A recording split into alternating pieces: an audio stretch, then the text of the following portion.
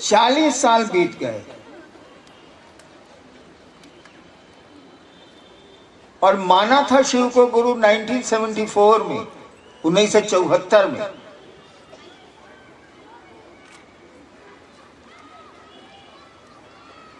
एक बात समझने का प्रयास करिए, एक बात समझने की कोशिश करिए। थोड़ा मेरे पाँव में दर्द है इसीलिए थोड़ी असुविधा है।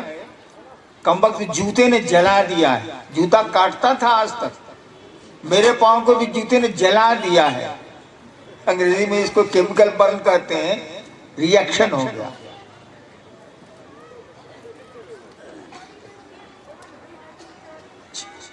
चालीस साल में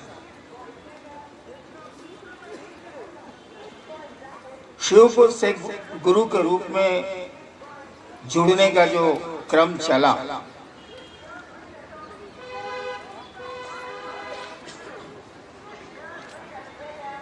वही 3 सूत्र हैं जो 40 साल 45 साल पहले भी थे, 40 साल पहले भी थे। वही 3 सूत्र हैं जो आज भी हैं। इसको गुजरने दीजिए। लौकिक गुजर रहा है, सफाई अगर बाहर भी गड़बड़ है तो आप काम नहीं कर सकते।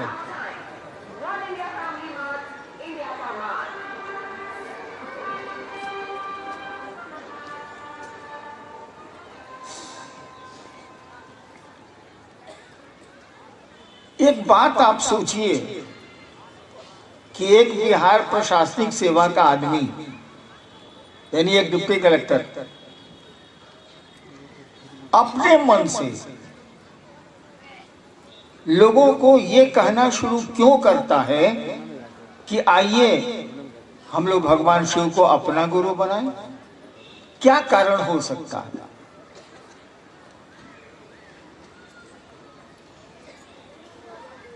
बहुत सोचने की जरूरत नहीं है, कारण मैं बता देता हूं। लौकिक कोई आकर्षण कभी नहीं रहा मुझको। बचपन तो 15 साल मसान में गुजरा है। पिताजी भी बड़े अफसर थे, पैसे की दिक्कत नहीं हुई, प्रतिष्ठा की भी दिक्कत नहीं हुई बाबूजी के चलते।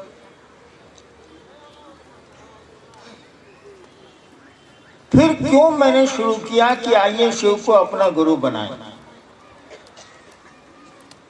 मैं बचपन से इस बात को जानना चाहता था कि ये दुनिया है क्या। ये दुनिया नहीं, इस दुनिया से अलग जो दुनिया है वो है क्या। क्यों जानना चाहता था, इसका कोई कारण मेरे मन में नहीं है, मेरे पास नहीं है। इसी कोशिश में भटकता रहा। 15 साल के बाद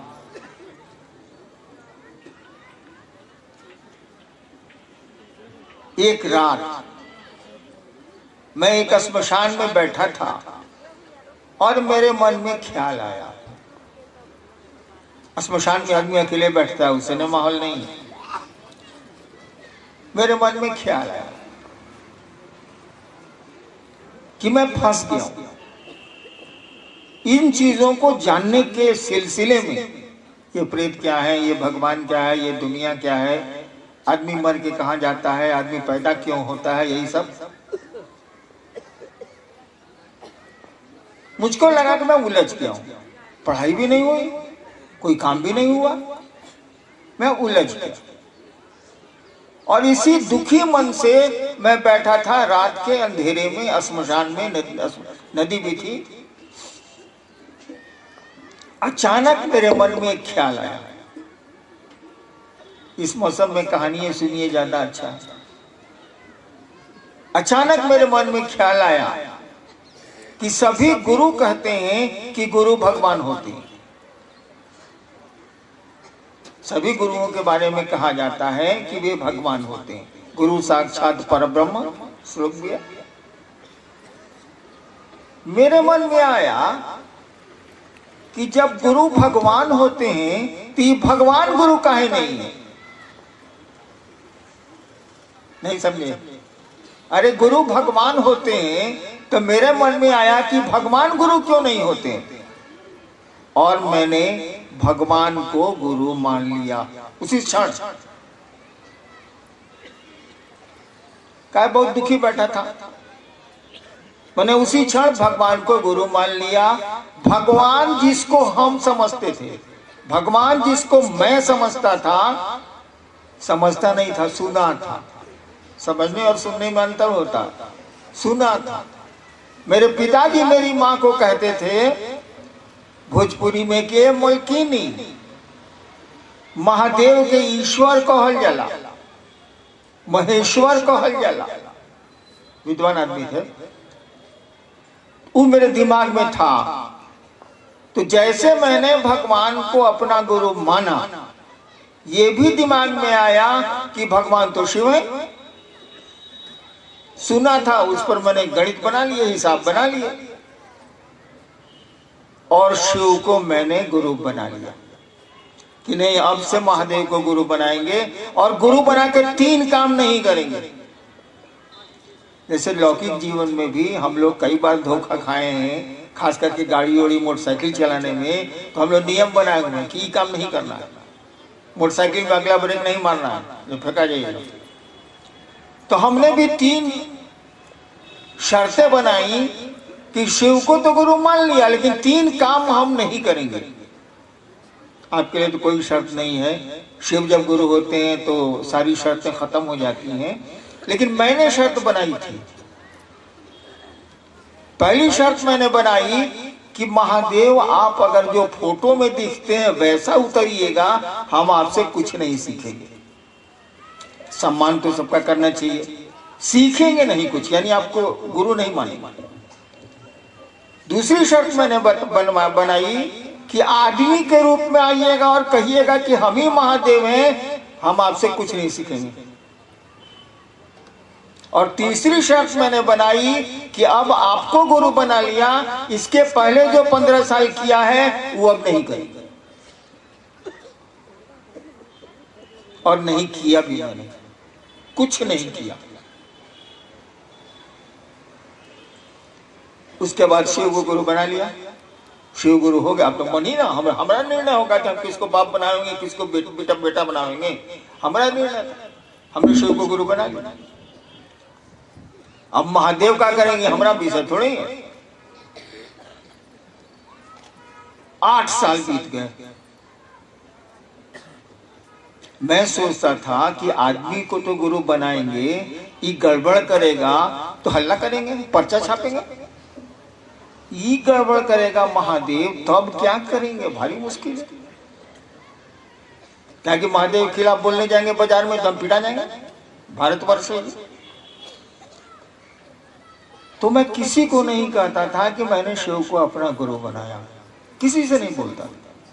एक मेरी पत्नी जानती थी और दूसरा मैं, बस। 8 साल बीत गया। लौकिक घटनाएं होती रही, आध्यात्मिक घटनाएं भी होती रही। 8 साल बीतने के बाद मुझको लगने लगा कि ये तो गुरु है, ये तो गुरु का काम करता है।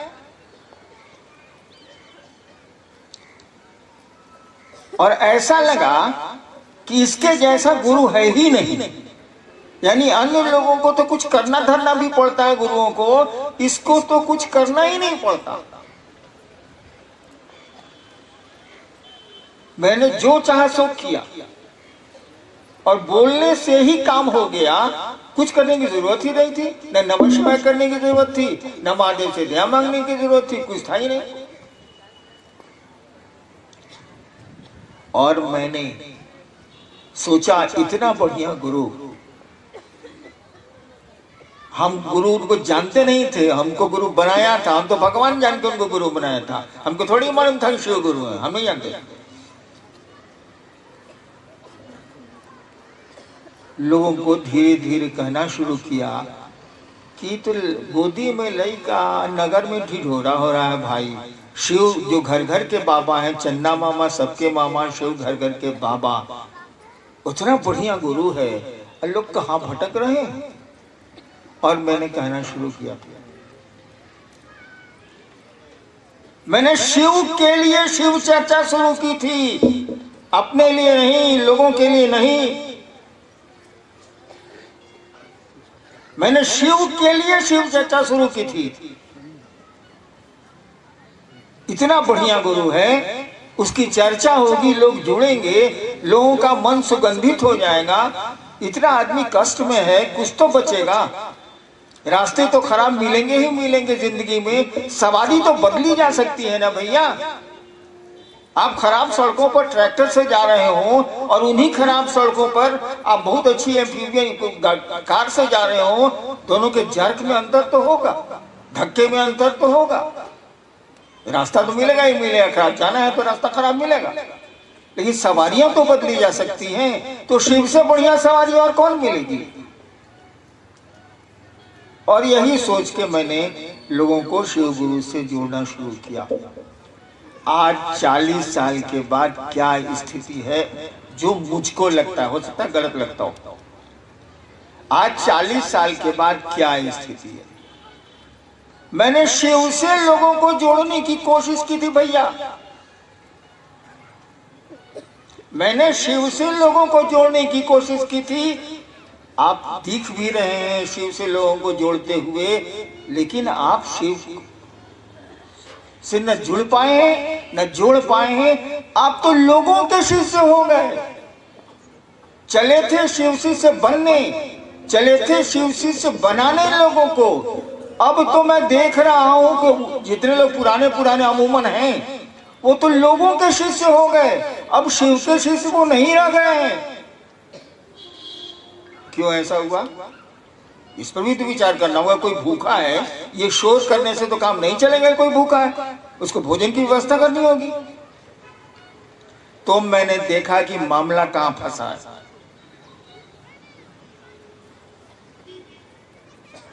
जब भीड़ जुटती है ना, तो भीड़ का एक आकर्षण होता है।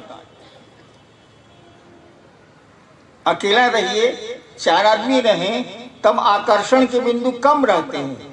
ज्यादा आदमी हो जाइएगा तो आपके पास पैसा होगा, व्यवस्था हो गई, सुविधाएं हो गई, ऐशो आराम के साधन जुट जाएंगे, तो आदमी उधर भागता है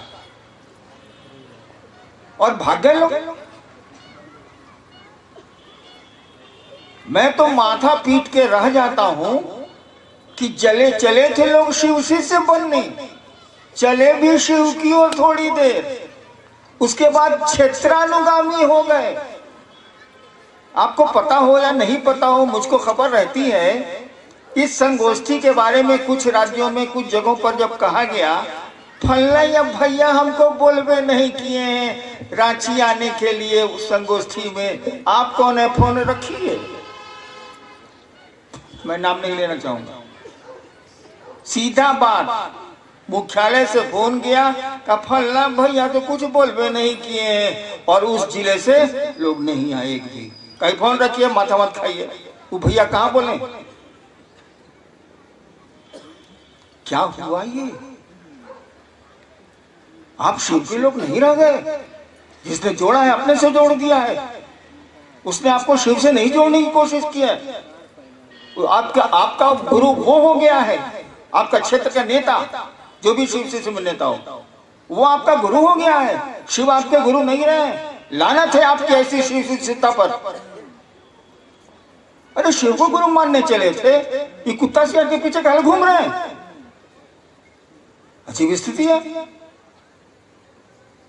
तो मैं कह रहा था कि मैंने इस पर बहुत विचार किया। माथा पीट लेने से अपना माथा फूट सकता है, दूसरे का माथा तो बढ़िया रहेगा। मैंने बहुत विचार किया तो मुझको एक ही बात लगी कि शिव का गुरु पद, महादेव गुरु के रूप में क्या काम करते हैं? वो काम करते हैं कि जीव को शिव बनाते हैं, यानी शिष्य को वो शिव बनाते हैं। गुरु शिष्य को अपने जैसा बनाता है। पॉकेटमार गुरु रहेगा तो आपको पॉकेटमार बनावेगा, चोर गुरु रहेगा तो आपको चोरी सिखलावेगा, दर्जी गुरु होगा तो आपका कपड़े की सिलाई बताएगा, शिव गुरु होगा तो आपको ईश्वर बनाएगा, शिव बनाएगा, अपने जैसा बनाएगा। दूसरों के लिए आप सुख देंगे, दूसरों का जहर पिएंगे, जो शिव के आचरण में हम लोगों को दिखता है। तो शिव गुरु तो हो गए, मुंह ने कह दिया कि हाँ शिव मेरे गुरु है। आपके पीछे 2000 आदमियों चलता है, 10,000 आदमियों चलता है क्षेत्र का। लेकिन बहुत गौर से देखिएगा तो लगेगा ये शिव जैसे नहीं है। ये 4 लाइन हिंदी अच्छी बोल सकता है, 4 लाइन फारसी बोल सकता है, 4 लाइन अंग्रेजी अच्छी बोल सकता है, लेकिन ये शिव से नहीं है। ये तो लोगों का शिष्य है। इससे मिलना क्या है? इससे मिलकर अपने मन को घोर करना है। ये शिव का शिष्य नहीं है, ये तो लोगों का चेला है। एक आदमी का चेला रहे तो ठीक है, ये तो क्षेत्रीय भर का गुरु है सलाई। ये तो खत्म है, गुरु है मने ये चेला, ये चेला हो गया। मैंने देखा कि 3 सूत्र आपको दिए गए। सबको अमूमन मालूम है कि ये 3 सूत्र क्या है। कुछ नहीं है, हमारे आपके मन को शिव की परिधि में, गुरु के भाव क्षेत्र में रखने का तरीका है और कुछ नहीं। तीनों सूत्र एक ही बात कहते हैं, वो शिव गुरु की बात करते हैं। लेकिन कोशिश करिए कि उसको शिव से जोड़ें, अपने से मत जोड़िए। अपने पैसे, अपनी सुविधाओं के लिए उसको मत जोड़िए। ये अपराध हो रहा है और इस अपराध की आपको सजा मिलेगी। मैं नहीं दे सकता, मैं तो आप ही की तरह एक इंसान हूं, लेकिन वो शिव तो दे सकते हैं, आपका गुरु तो दे सकता। उसमें भी उसकी भलाई छिपी होती है। शिक्षक बच्चों को डांटता है, उसमें भी भलाई है उस बच्चे की। यानी आपका जो पहला सूत्र है उसमें आपको कहा गया कि अपने शिष्य बने रहने के लिए आप दया मांगिए महादेव से। भूल गए आप। आपका मन तो गुरु भाइयों से अब दया मांगता है। ये 10 को रुपया दे देगा, ये 50 को रुपया दे देगा, ये 100 को रुपया दे देगा। हाँ 4,500 हो गया, चल। यही तो हो गए हैं हम आप।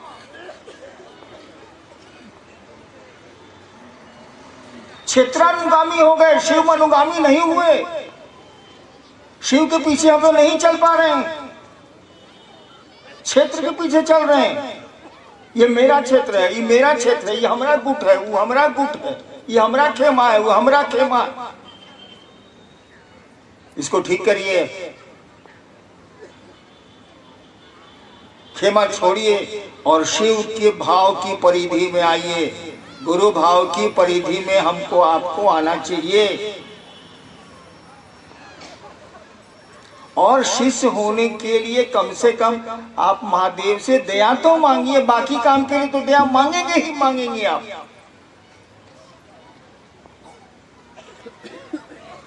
मांगना ही मांगना आपकी लाचारी है, कोई उपाय नहीं है। जगत में ऐसा आदमी फंसता है कि दया मांगेगा ही मांगेगा महादेव से, लेकिन मूल काम तो हम आप भूल गए। जिसके लिए पहला सूत्र दिया गया था, जिसके लिए दूसरा सूत्र दिया गया था, जिसके लिए नमः शिवाय करना था, प्रणाम, उसका प्रयोजन, उसका उद्देश्य ही भूल गए हम आप। तो चलिए भूल गए, कोई बात नहीं। आदमी है, वो गड़बड़ हो सकता है, रास्ते से बेरास्ता हो सकता है। अभी तो चेतिए, कम से कम उस महादेव से, अपने गुरु शिव से ये तो भीख मांगिए दया की कि हम आपके शिष्य बन जाएं। और आप भी ये भी जान लीजिए, हरिनारायण महादेव का चेला नहीं है। क्यों? जो पूर्ण शिष्य होगा वो पूर्ण गुरु होगा। शिष्य भाव गुरु भाव में बदलता है। यानी हम लोग सभी जीव हैं, कोई किसी दूरी पर, कोई किसी दूरी पर, कोई किसी दूरी पर खड़ा है उस रास्ते में। तो शिव के शिष्य हम बने, ऐसी दया जरूर मांगिए। और मांगना मुंह से मांगना है भैया। मुंह से तो माइक हटा दीजिए, इतनी दूर में मेरी आवाज नहीं जाएगी। मन से ना मांगना, मन से मांगना। यानी समझे, ये मन मन मन। देखो, एक दिमाग होता है जो जोड़ता है 2 2 4। एक दिल होता है जो हिसाब नहीं जोड़ता। जब भाव बढ़ते हैं ना, तो दिमाग का काम बंद हो जाता है। उदाहरण दूं क्या? और जब दिमाग बढ़ता है ना तो दिल का काम दब जाता है। आपका दिमाग सोच रहा है कि इस भूखे को खिलाएंगे तो हम क्या खाएंगे, दिमाग सोच रहा है, तो दिल को सोचना वो बंद कर देगा, दिल नहीं चलेगा वहां। और किसी ने उठाया अपना भोजन ही दे दिया, उसका दिमाग नहीं काम कर रहा है, उसका दिल काम कर रहा है, भूखा है इसको खिला देता। तो ये बात जो हम लोगों के दिमाग में है कि शिव मेरे गुरु हैं, जब तक हम लोगों के दिल में नहीं उतरेगी काम नहीं चलेगा। और दिमाग से कोई बात दिल में उतरती है, हम लोगों को दया मांगनी चाहिए उस महादेव से कि हम लोग शिष्य बन जाएं। बाकी चीज के लिए दया मांगी ना, आपको कौन रोकता है भाई, मांगवे कीजिएगा, लेकिन इस काम के लिए मांगिए जो मूल काम था। हम आप भूल गए, भूलते जा रहे हैं हम। आपको हमको उनसे दया मांगनी चाहिए कि हम आपके शिष्य बने, और बाकी चीज के लिए तो मांगते ही मांगते हैं। और मेरी आपसे प्रार्थना है, मेरा आपसे अनुनय है, मैं पांव पकड़ के आपको कह सकता हूं, कहता हूं, बल्कि सुनिए कि क्षेत्र के लोग मत बनिए, काम क्षेत्र में जरूर करिए, लेकिन क्षेत्र के लोगों को शिव से जोड़िए। काहे अपने से जोड़ते हो बाबू? बड़ी खराब इसका रिजल्ट आएगा, और नहीं आएगा तो कहीं हम दिखा सकते हैं।